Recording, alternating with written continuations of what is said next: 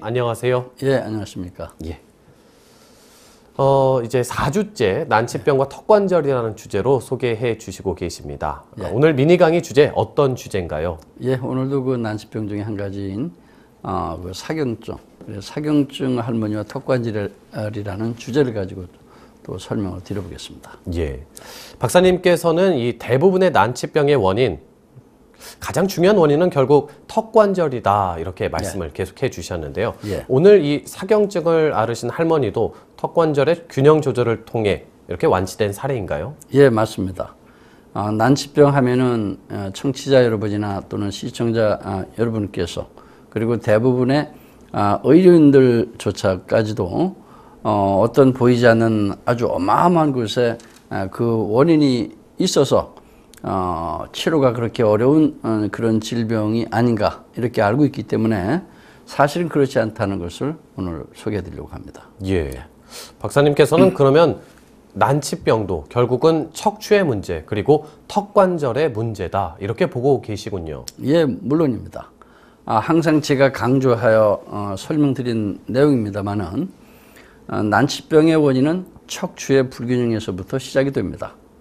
그러나 척추의 불균형의 원인은 또 턱관절의 불균형에서 비롯되기 때문에 FCSD에서는 척추의 불균형을 해결하기 위해서 턱관절의 균형 조절을 치료의 핵심으로 삼고 있을 뿐입니다.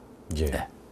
매주 이 시간을 통해서 박사님께서 해주시는 말씀, 모든 질병은 척추의 불균형에서 비롯된다. 그리고 이 척추 구조의 불균형은 턱관절의 불균형에서 비롯된다.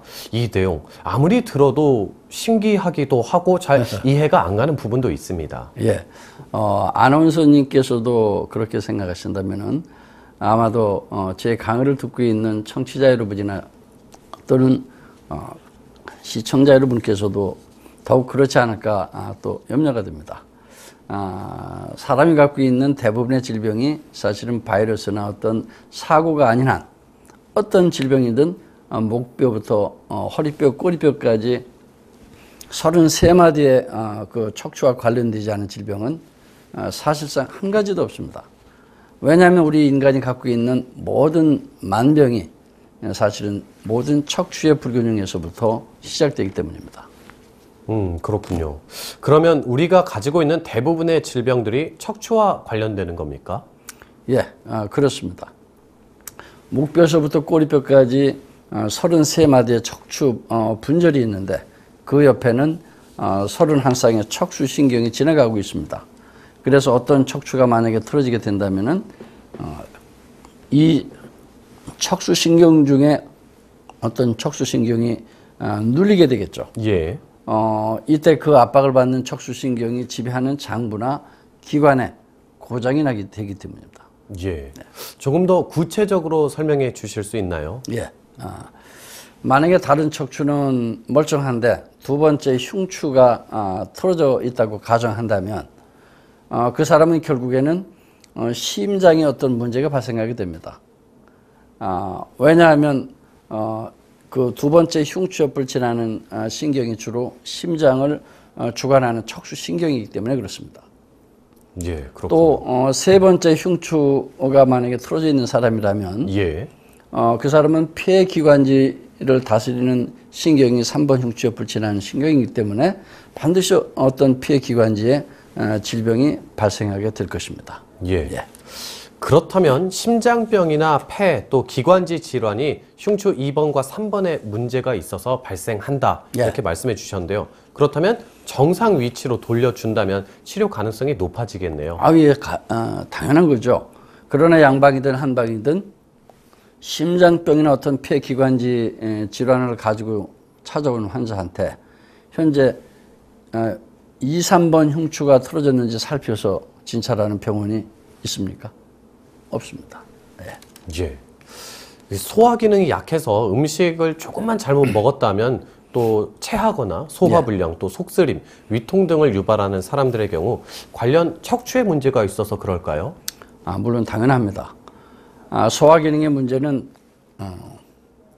위장만의 문제가 아니라 위장과 같은 소화 기능을 담당하고 있는 간이나 쓸개, 비장, 췌장 또는 대소장 등도 모두 관여하고 있고 이들의 소화액 분비의 균형이 맞아야지 소화가 온전하게 되고 어떤 음식을 먹어도 소화가 쑥쑥 잘 되고 소화 기능이 아주 왕성해지게 됩니다.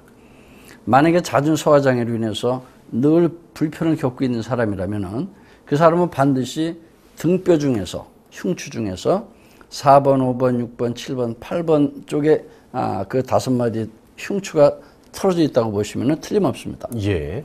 이 중에 특히 6번째 흉추가 그 옆을 지나는 신경이 위장을 통제 조절하는 신경입니다. 그래서 만약에 6번째 등뼈가 틀어져 있다면은 그 신경이 느리고 있다면은 그 사람은 반드시 위장 기능에 문제가 발생하게 됩니다. 즉 위산의 어떤 과다 분비나 과소 분비 조절이 이루어지지 않아서 위염이나 위산 과다 그리고 위통, 속쓰림 또는 소화불량 등을 호소하게 되겠죠. 예, 그렇군요. 그러면 그 옆에 4, 5번 등뼈나 또 7, 8번 등뼈에 문제가 생겼을 때는 어떻습니까? 예, 4번 등뼈, 즉 흉추 옆을 지나는 신경은 쓸개와 쓸개의 그 담즙 분비를 조절하는 신경입니다.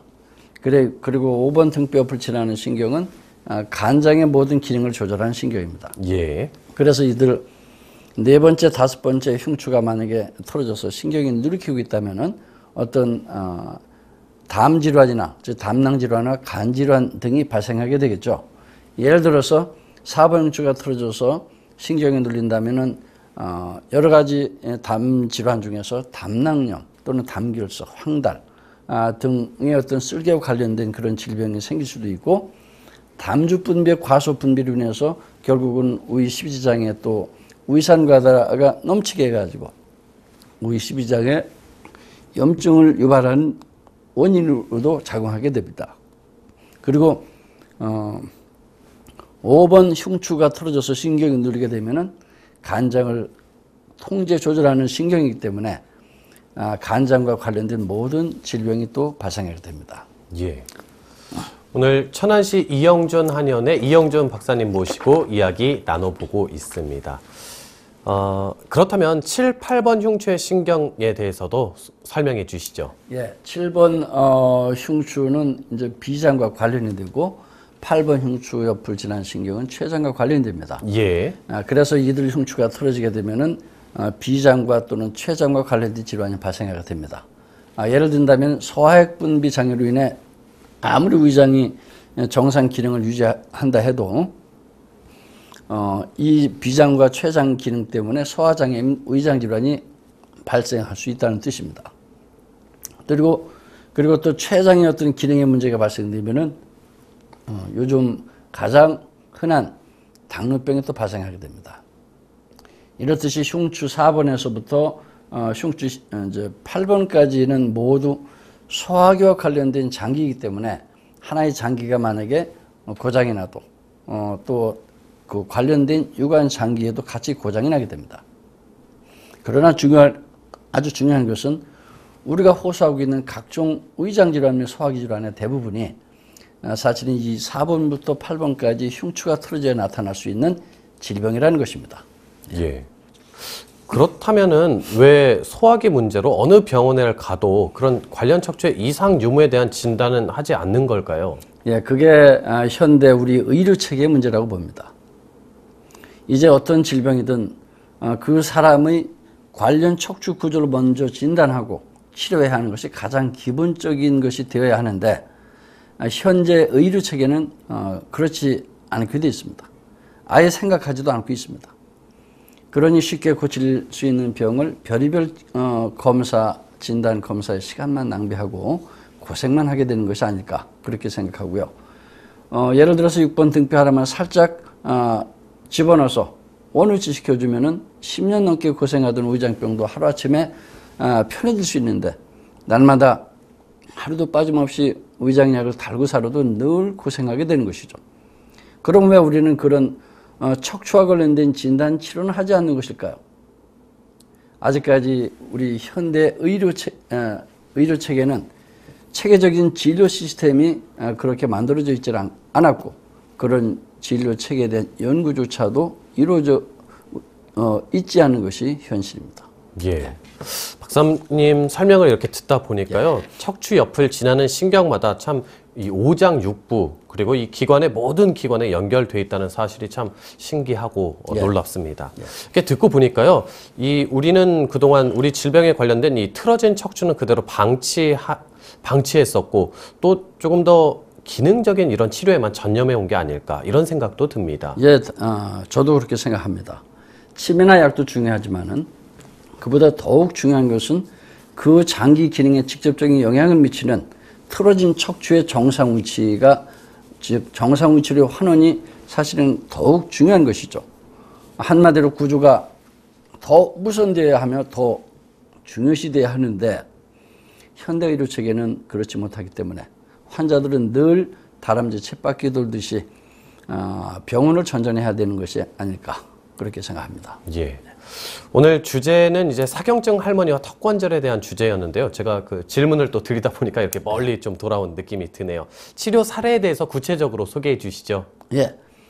2009년도에 저희 클리닉에 오셔서 치료받았던 할머님이신데 아주 중증의 그 난치병 중에서 사경증이라는 질병이었습니다. 그런데도 불구하고 짧은 기간 내에 완치가 됐던 케이스라 한번 소개해 드릴까 합니다. 먼저 이분의 며느님께서 쓰신 치료 수기를 간단히 소개하면서 소개해 드릴까 합니다. 예. 사경증으로 치료 중인 가족으로서 저는 먼저 원장님께 감사드립니다. 저희 어머니는 현재 75세 되셨는데 대략 7, 8년 전부터 머리가 뒤로 뻣뻣하게 넘어가시고 옆으로 흔들거리는 증세가 나타났습니다. 이런 증세는 환자에게 너무나 많은 힘을 빼게 했고 또 식욕도 없애며 불면증, 우울증 등 정신을 차리지 못할 정도로 많은 고통을 주었습니다. 고통받는 어머니를 지켜보는 가족들의 심리적 고통 또한 말이 아니었습니다. 저희 어머니는 7, 8년 동안 취할 수 있는 모든 방법과 그리고 약물 투여 전국에 이름 있는 양한방병원을 찾아다니며 치료를 해보았으나 점점 더 악화만 되셨습니다.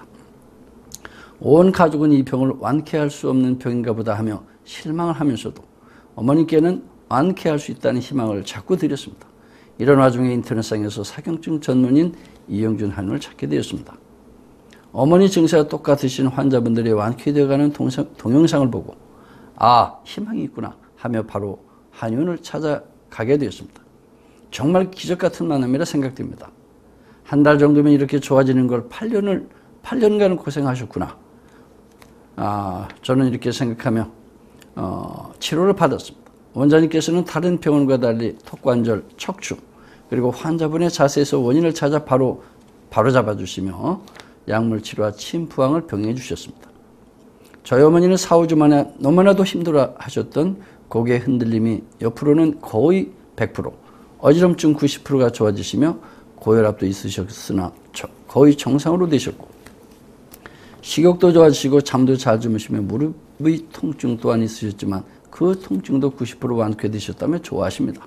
더불어 걸음걸이도 많이 좋아지셨습니다. 지금은 뒤로 젖힘과 걸으시면 사경증과 관련 없는 오른쪽 팔저림, 허리 통증, 발이 약간 떨림을 하소연하시나 치료 중에 계시면 곧 완쾌될 거라 믿습니다. 이 상태로 고통받으시다 돌아가시나 싶었는데 어머니를 다시 찾은 기분입니다. 이렇게 치료 수기에서 소개하고 있습니다. 예. 참 오랜 시간 동안 이 어머님께서 사경증 때문에 고통을 받으셨는데 또 완치가 되셨고 많이 회복이 되셨다니까 참 다행이네요. 그런데 이런 난치병들 양방에서는 치료가 상당히 어렵고 잘 안 된다고 들었는데요. 양방에서 치료가 안 되는 이유가 뭘까? 저는 단순하다고 생각합니다.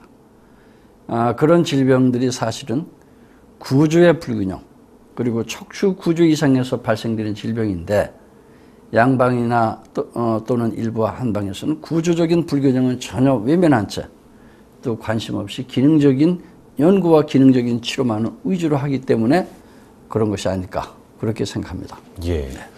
박사님 말씀을 통해서 이 척추 그리고 이 턱관절이 얼마나 중요한지 또 이 구조가 얼마나 중요한지 또 알아봤습니다. 마무리 말씀 부탁드리겠습니다. 시청자 및 청취자 여러분, 여러분이 갖고 있는 모든 질병은 그것이 난치병이든 아니면 만성병이든 일반 잡병이든 모두가 여러분이 어떤 사고나 유전자 또는 바이러스에 의한 것이 아닌 한 모두 여러분의 척추 구조가 틀어져서 나타나는 척추의 불균형, 척추의 아탈구, 그리고 척추의 비틀림에서 시작된다는 것을 아셨습니까? 시청자 및 청취자 여러분. 그런데 더욱 중요한 것은 척추의 불균형 원인은 턱관절의 불균형에서 비롯된다는 사실입니다. 그러므로 고민하고 있는 여러분의 질병을 고치고자 하신다면 이제부터는 여러분의 턱관절의 불균형을 먼저 치료하려는 마음을 가져보십시오. 턱관절의 균형 조절 치료 없이 여러분의 그 어떠한 질병도 온전한 치료를 담보할 수 없다고 저는 생각합니다. 감사합니다.